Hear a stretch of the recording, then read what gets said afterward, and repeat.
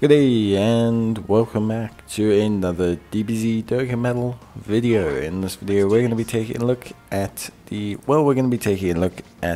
performance of the AGL Super Saiyan 4 Limit Breaker Vegito Xeno in the Syn Shenron event. Now this is a pretty straightforward event, I want to say. The Syn Shenron event, obviously, one of the tougher events in the game. Definitely one of the harder events in the game. It's the Shadow Dragons event.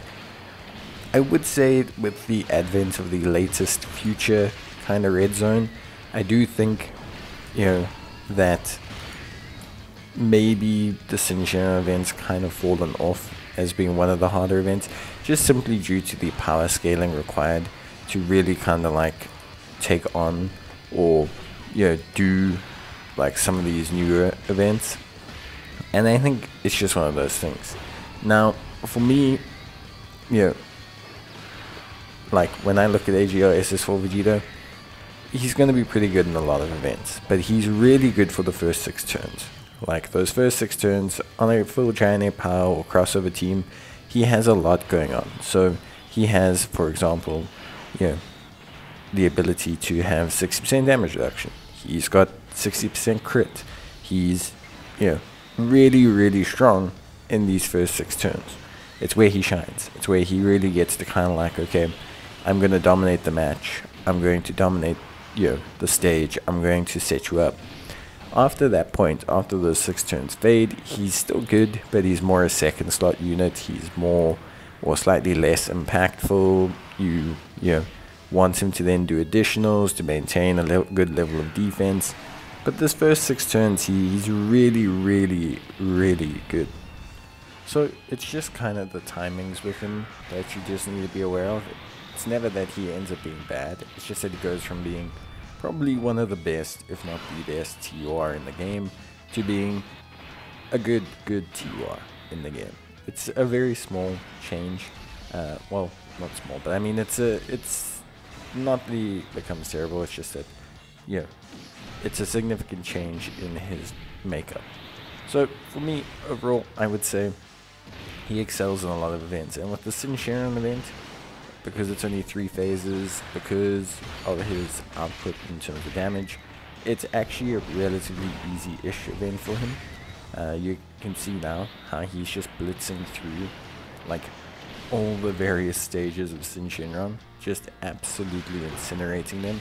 And that's the thing, ultimately that's the thing. He's just so strong, so overwhelmingly good offensively as well, that when you have 2 of them and you have the active skills, you've got everything kind of going for you, you really don't struggle with like facilitating or like controlling the battle. And I think that's something that's important. Without a doubt, I think it's probably one of the most important things when it comes to his functionality. It's just that high level of offense that really just sets you up. Like it really sets you up and puts you into a good position. It depends on your team build as well, because obviously you do have other units that do need to stack or build up, and you can kind of see here that we do have that slight problem. Units like Janemba, making sure that they get their stacks, that they get hit, that they get off their super attacks, making sure that Dark Mask King gets off his super attacks, making sure that you do all these things, because it is important. But at the same time, you can't really, not control, but I mean, Vegito is his own entity entirely. But honestly speaking, really good stuff. I'm super duper happy with his performance in pretty much any hard content. He's really good across the board. We've used him in Cell Max, we've used him in Red Zone, we've used him now in the Syn Shenron event, and he passes with flying colors.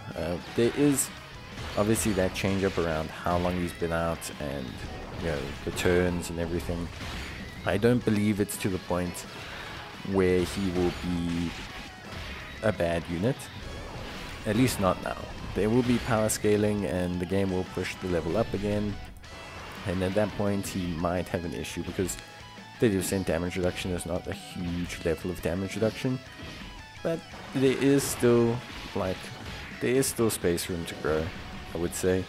And yeah, for me, I think that, like, depends on how powerful the Giant Ape Power Team becomes, because Crossover is not going to get an update now for another year, right? So you can't really rely on Crossover or kind of reference Crossover, because it's going to take a year for it to get some big updates, DB Heroes and that. So I think, like, you can't really rely on that one. But yeah, but that's going to be it from me. I hope you guys enjoyed the video. If you did, leave a like, and I will see you guys in the next one. So until then, take care, stay safe, and bye.